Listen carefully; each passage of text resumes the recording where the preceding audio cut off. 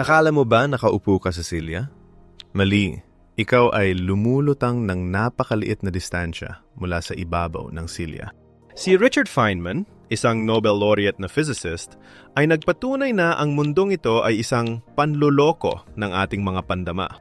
Ang tinatawag mong realidad ay mas baliw kaysa sa inaakala mo.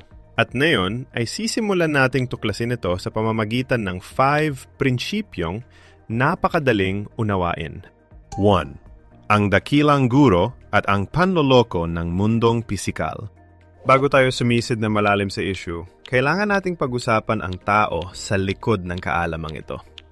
Richard Feynman. Hindi siya yung mga professor na nakasalamin na nagbabasa lang maghapon sa Ivory Tower. Si Feynman ay isang bongo player, isang master sa pagbubukas ng safe at nanalo ng Nobel Prize sa Physics dahil sa kanyang lakas ng loob na tingnan ang mundo sa pinakahubad nitong anyo.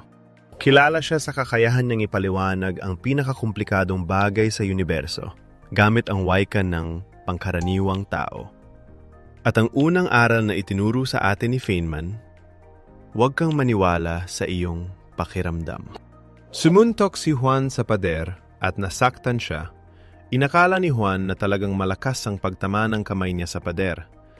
Ngunit sa ilalim ng mikroskopyo ni Feynman, ang kamay ni Juan at ang pader ay binubuo ng mga atom. Kung saan ang atom ay 99.99% walang laman na espasyo. Kung ang nucleus ng atom ay kasinlaki ng bola ng golf, ang mga elektron na lumilipad sa paligid nito ay nasa layong ilang kilometro. Kaya bakit hindi tumagos ang kamay ni Juan sa pader tulad ng pagdaan sa hangin? Ang sagot ay nasa electromagnetic repulsion. Ang electron shells ng iyong kamay at ang electron shells ng pader ay parehong may negatibong charge at galit na galit ang mga ito sa isa't isa. Kapag inilapit mo ang iyong kamay sa pader, lumalabas ang isang napakalakas na invisible na puwersang nagtutulak na pumipigil sa pagpasok. Ang pakiramdam na sakit o tigas na natatanggap ng iyong utak ay senyales lang talaga ng isang field conflict. Hindi ka pa at hindi ka kailanman talagang nakahawak sa anumang bagay sa buhay na ito. Kapag hinahalikan mo ang iyong kasintahan, ang iyong mga labi at ang labi niya ay may napakaliit na distansya sa antas ng nano. Ang matibay na mundo na inilarawan ni Newton ay isa lamang ilusyon ng mga energy fields na nagtutulakan.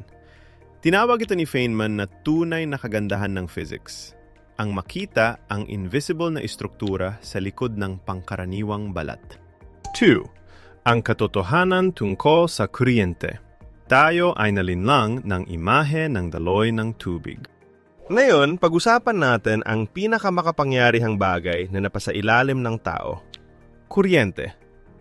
Sa high school, kadalasang itinuturo sa atin ng mga guro ang modelo ng daloy ng tubig sa loob ng tubo. Na ang wire ay tubo ng tubig at ang mga elektron ay parang patak ng tubig na nagmamadali mula sa planta patungo sa bombilya. Madaling intindihin ang modelong ito. Ngunit mula sa pananaw ng modernong physics, ito ay mali sa esensya. Kung talagang kailangan tumakbo ang mga elektron mula sa power plant patungo sa bahay mo para magpailaw, kailangan mong maghintay ng ilang oras pagkatapos mong buksan ang switch bago umilaw ang bombilya. Dahil ang bilis ng paggalaw ng elektron sa copper wire ay talagang mabagal at makupad. Ang nakakagulat na katotohanan na kakaunti ang nakakaalam. Ang enerhiya ay wala sa loob ng wire. Ito ay tumatakbo sa labas ng wire. Ito ang konsepto ng pointing vector na itinuturo lang ng detalyado sa mga advanced electrical engineer. Isipin mo na ang electrical wire ay parang isang rails lang na nagtuturo ng daan. Samantala, ang tren ng enerhiya na nilikha ng electric field at magnetic field ay lumulutang sa paligid ng wire na iyon sa bilis ng liwanag. Kapag sinaksak mo ang charger ng iyong telepono, ang enerhiya ay dumadaloy mula sa espasyo sa paligid at dumiretso sa iyong device. Hindi ito dumadaan sa plug hole.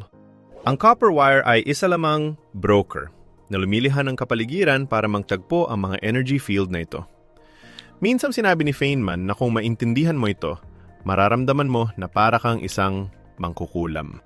Hindi mo ginagamit ang materya para pagganahin ang mga makina. Ginagamit mo ang espasyo para maglipat ng kapangyarihan. Hindi tayo nabubuhay sa mundo ng mga bulang nagbabanggaan. Tayo ay lumalangoy sa isang karagatan ng mga invisible fields na kumalat sa buong universo. 3. Eksperimento sa bahay. Patunayan mo mismo ang magic. Hindi mo kailangang maniwala sa akin. Gumawa tayo ng maliit na eksperimento na kadalasang ginagamit ni Feynman para mang-asar ng mga estudyante. Kumuha ng isang piraso ng plastic wrap, nylon, at punitin ito ng maikli.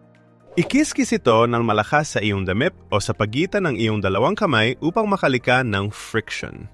Pagkatapos, ilapit ito sa likod ng iyong kamay, ngunit huwag itong hawakan. Makikita mong tumayo ang buhok sa iyong braso at tila gustong dumikit ang piraso ng nylon sa iyong kamay.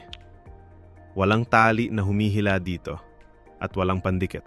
Iyan ang electromagnetic force, ang pangalawang pangunahing puwersa ng universo na nagpapakita mismo sa harap mo.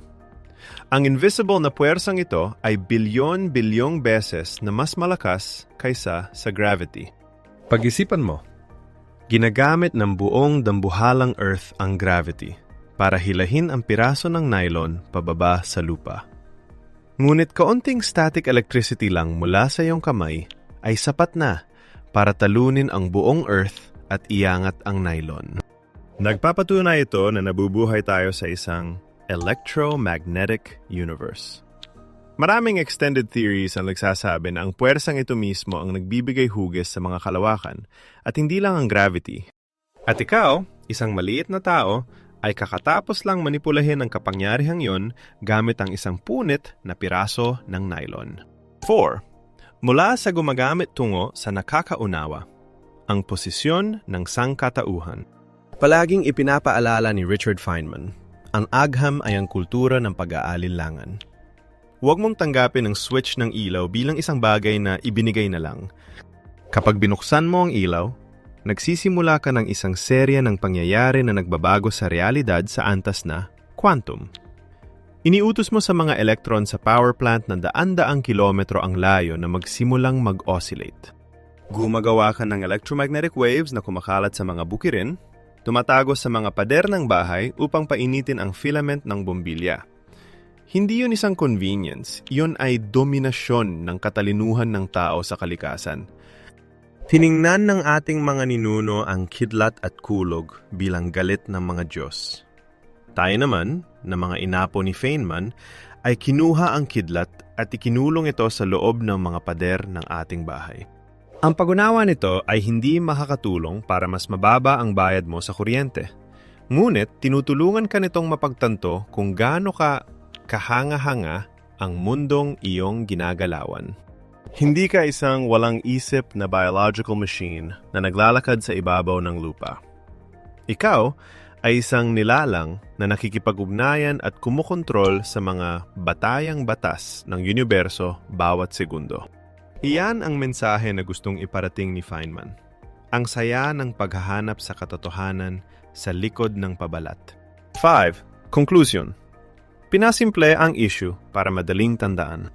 Ang mundong ito ay hindi gumagana sa pamamagitan ng mechanical na banggaan, kundi sa pamamagitan ng sayaw ng mga invisible energy fields.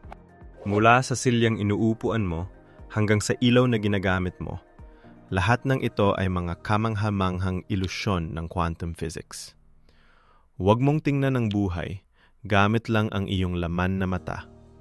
Tingnan mo ito gamit ang matalas na pag-iisip tulad ni Richard Feynman.